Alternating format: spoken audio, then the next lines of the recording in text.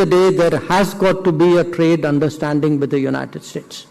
There has to be one because it is the world's largest market, but also because it is, much of the world has reached those understandings. But it has to be an understanding where our bottom lines, our red lines are respected.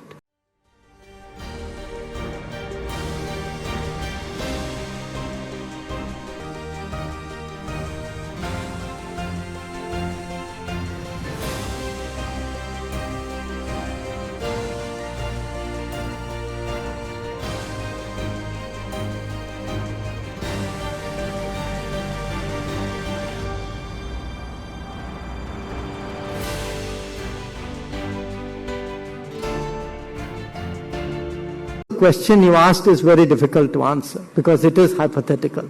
I think I deal in a world of realities, and my reality right now is at 25% and 25%, a 50% tariff, and that is what right now we are negotiating. So, whatever happens, at the end of the day, there has got to be a trade understanding with the United States. There has to be one because it is the world's largest market, but also because it is, much of the world has reached those understandings. But it has to be an understanding where our bottom lines, our red lines are respected.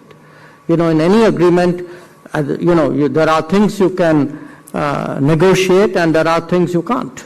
And I think we are pretty clear about that, and we have to find that landing ground, and that's been the conversation really which has been going on since March. Finally, on diversifying trade, moving towards Asia.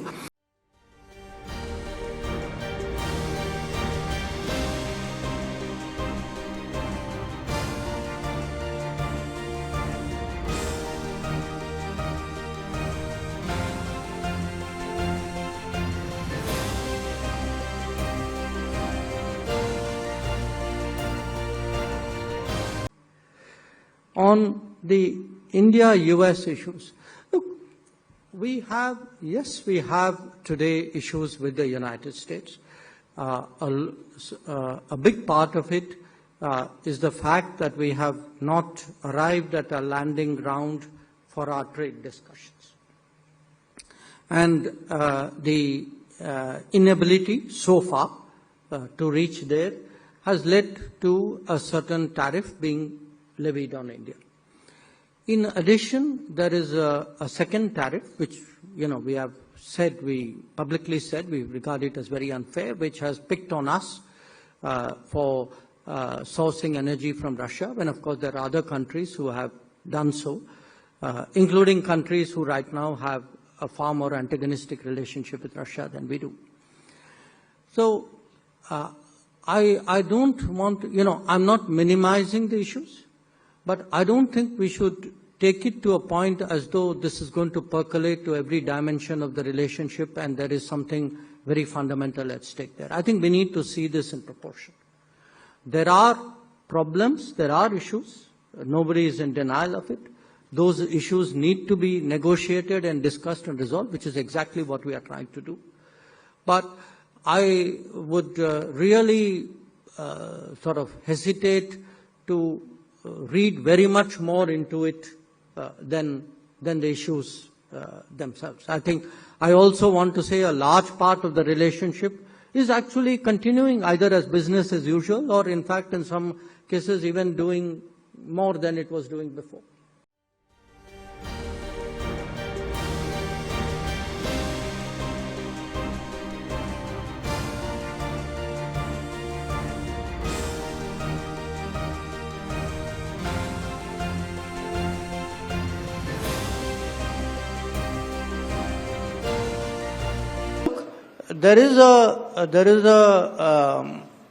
What happens is we have red lines in the negotiations.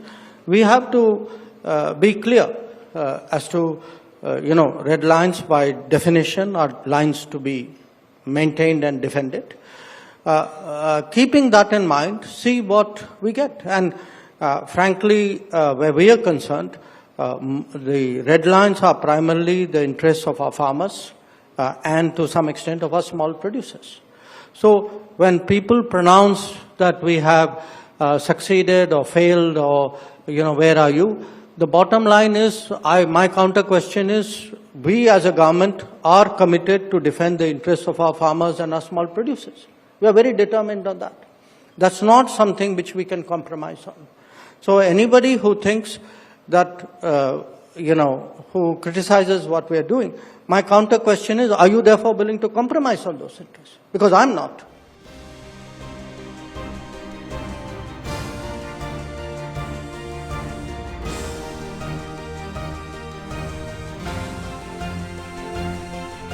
I am pleased to announce that India and the United States of America are continuing negotiations to address trade barriers between our two nations.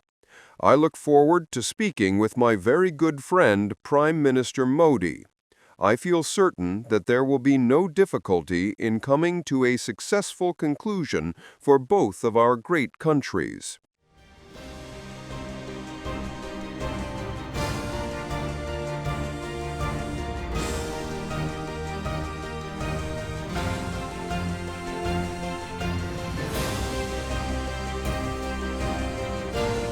If India stops buying our energy, damage will be inflicted upon them, like to $9 to $10 billion if they decline to buy energy from us. If not, high duties will be imposed on them, and once again, damage will be there. Well, the same amount of damage, and why then decline to buy Russian energy to actually sustain, political risks? And the Indian people will look at what decisions are made by the political leadership and never accept any humiliation before anyone. And also I know Prime Minister Modi, he will never take any steps of the kind. So economy-wise, there is no point in it. With respect to uranium,